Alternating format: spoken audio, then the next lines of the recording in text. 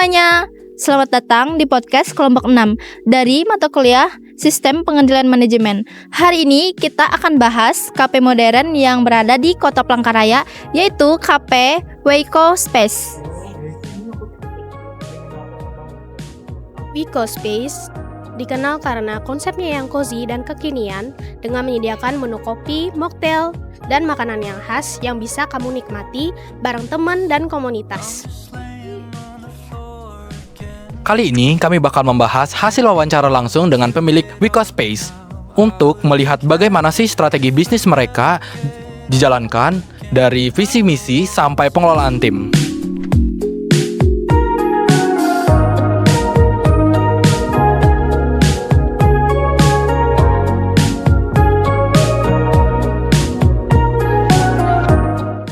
Nah, jadi teringat dengan Wiko ini sendiri, sebenarnya ini berdirinya itu dari awal Desember 2021 ya.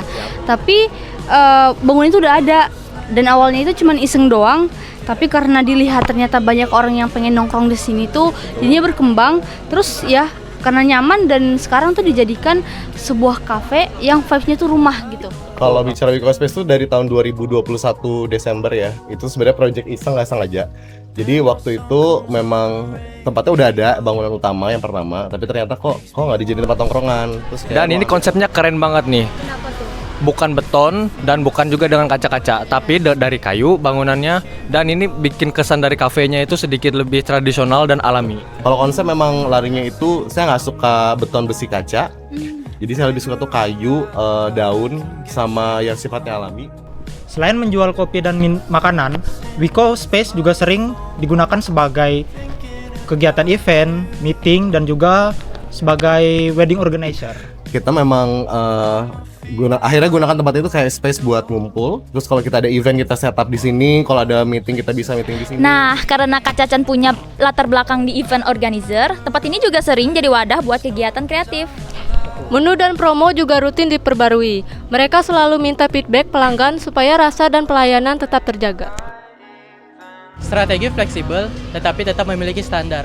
Kak Cacan tidak mau memiliki SOP yang ribet, tetapi tetap disiplin. Oke, sebenarnya kebijakan itu tidak terlalu banyak ya. Terkadang kalau orang tim itu dibuat capek sama SOP, itu sebenarnya malah bikin timnya tuh nggak bisa kerja juga gitu. Jadi sebenarnya tuh saya bebasin. Asbak harus bersih, parkiran rapi, dan lingkungan selalu dijaga. Hal-hal kecil tapi penting banget. Dan itu juga bikin Wiko Space beda. Gak cuma jual kopi, tapi juga dapat pengalaman dan kenyamanan. Kata Kak Cacan, dia nggak mau dibilang bos. Dia maunya dianggap sebagai partner. Semua saling kerjasama, semua saling bantu. Kalau saya nggak pernah menganggap saya bos ya. Teman aja, partner gitu loh. Saya urusannya bersih-bersih gitu kan, ganti-ganti gitu. Nanti teman-teman urusannya di bar sama di head gitu aja. Intinya kita tuh sama aja gitu. Karena saya bukan tipe bos banget sih. Dan biasanya tuh kalau misalnya ada stok bahan baku yang lebih tuh, itu nggak dibuang tahu, tapi dipakai kembali atau seandainya itu masih layak tuh bakal dijual. Tapi kalau misalnya mungkin diperkirakan nggak lagi, dikonsumsi bareng tim. Jadi nggak mubazir dan setiap orang tuh punya tanggung jawab masing-masing gitu. Jadi kalau emang ada kelebihan dan memang mau expire dan masih bisa dipergunakan dengan aman gitu, saya rasa habisin aja gitu. Suasananya juga akrab, tapi profesional. Semua tahu peran masing-masing, itu yang bikin timnya solid. Dari wawancara ini, kita belajar kalau Wiko Space tumbuh karena manajemennya fleksibel tapi disiplin dan punya komunikasi tim yang solid.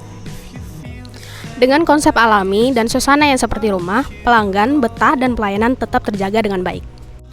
Kedepan, Wiko Space bisa terus berkembang dengan memperluas promosi digital, menambah kegiatan komunitas, dan tetap mempertahankan nuansa hangat yang menjadi ciri khasnya. Terima kasih buat Kak Cacan atas inspirasinya, dan semoga Wiko Space makin sukses.